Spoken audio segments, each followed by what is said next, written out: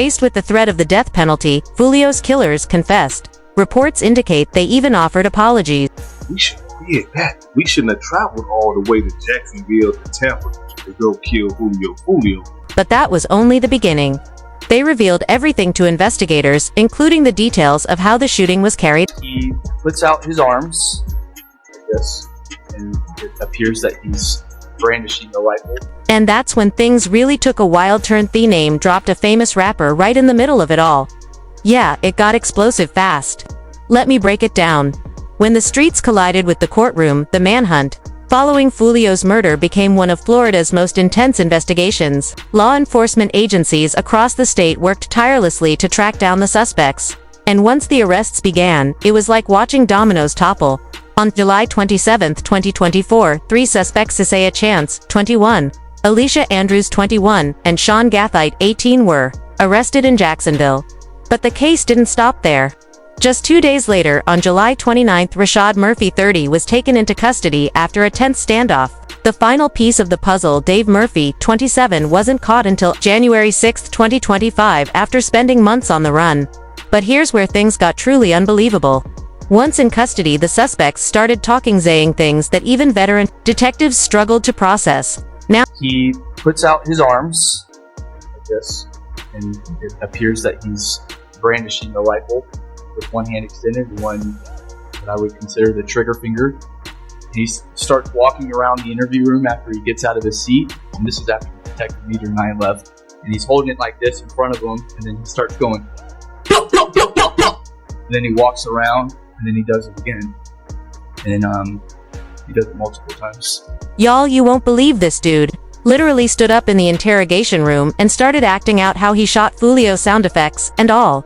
The detectives had stepped out, but the cameras were still rolling, and this guy thought it was smart to reenact a murder on tape. The streets started calling it the most self-incriminating move they'd ever seen. But it gets even worse for the suspects. During Isaiah Chance's interrogation, police didn't hold back. They made their feel. What do you know about Foolio? Let's start from there. I think he's a piece of I watched all those videos. I went down that rabbit hole. Yeah, we all did. I mean, that Joker's desecrating graves. He is asking to be killed. There is no doubt about it. I can't even took this many years for somebody to kill him. Honest to God. Now, while that might shock some people, it really just shows how deep this gang beef ran and how even law enforcement recognized the dangerous game Foolio was playing. The detectives weren't justifying his murder, but they were acknowledging the harsh reality of the street life he had embraced. The evidence against the suspects was overwhelming. Investigators pieced it all together using surveillance footage, license plate readers, and phone records to track down two vehicles and tie them directly to the suspects. But here's the real jaw-dropper. When police searched Sean Gathite's car, they found ammunition that matched shell casings from a shooting involving Foolio 2 years earlier. Let that sink in. This guy had been riding around with physical evidence from a previous attempt on Foolio's life for 2 whole years, as one commentator put it. You mean to tell me that he couldn't even go clean his car?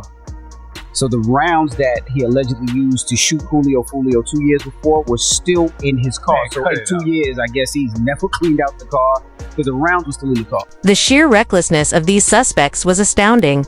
Believing themselves untouchable, they left a trail of evidence at every turn. When the arrests were finally made, it marked a significant victory for law enforcement in both for all the victims, including the mother, Charles Jones, who traveled from Jacksonville this morning to be present for this announcement. Today I stand before Tampa Police Major Pat Messmer, Jacksonville Sheriff T.K. Waters, and Hillsborough State Attorney Susie Lopez to announce the arrest of 3 people in the deadly shooting of Charles Jones, also known by his stage name of Foolio. In addition, we have warrants and are actively searching for 2 other individuals in this case. All 5 suspects were charged with first-degree murder and conspiracy to commit murder, facing the possibility of life in prison or even the death penalty. The depth of coordination among them made it clear this wasn't a random act of violence, it was a calculated and deliberate execution.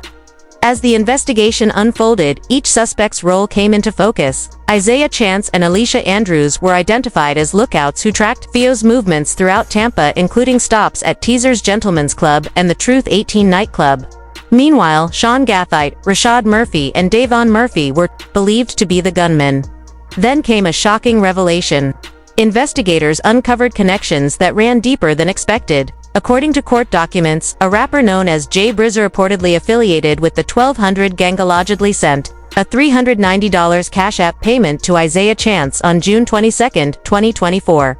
That money was used to book an Airbnb, potentially aiding in the execution of the murder plot. While Jay Breezy has not been charged, the transaction raised serious questions.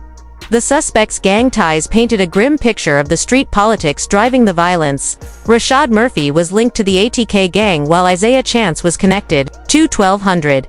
These weren't just individuals committing crime, they were foot soldiers in a long Surveillance video was critical in this investigation, as suspects were seen on video following Jones from location to location.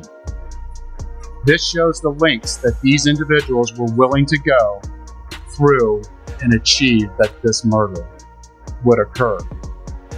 At 4:15 in the morning, Jones began to head to a hotel on McKinley. One of the suspect vehicles is seen following the victim.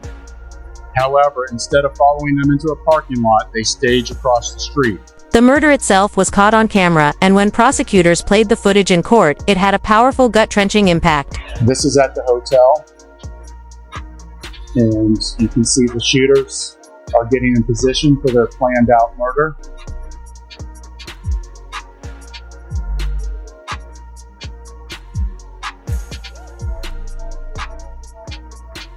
And they are shooting at Charles now.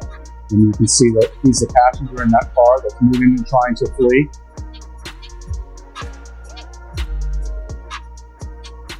And again, they're still shooting at him. He's the right front passenger in that vehicle.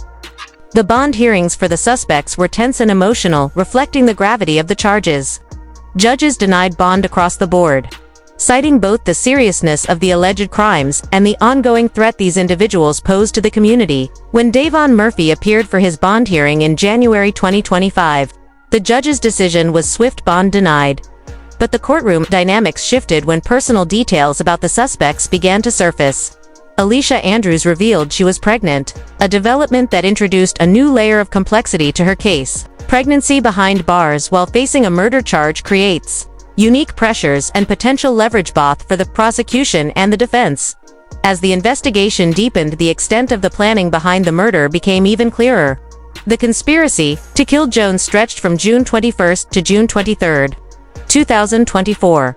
The suspects traveled from Jacksonville to Tampa on June 22 in two separate vehicles, underscoring that this was no spontaneous act, it was a coordinated military-style operation. Social media also played a critical role. Foolio had posted his location multiple times throughout the night, effectively providing a digital roadmap for his killers to follow. In today's digital age, technology can turn. In closing, I want to directly speak to those who choose violence and those who embrace a culture that glorifies violence. Florida, Tampa, JSO, Jacksonville, Miami, wherever you are, will not tolerate foolishness, will not tolerate shootings and needless violence. The prosecution was just as resolute in making a statement. State Attorney Susie Lopez emphasized that all those involved would be held accountable and face the appropriate consequence. The feud stops here. All 5 of these defendants are facing life in the Florida State Prison, even the ones who didn't pull the trigger. In Florida, if you participate in the planning of a murder, you can be held accountable for the person's death. And that is what we intend to do here.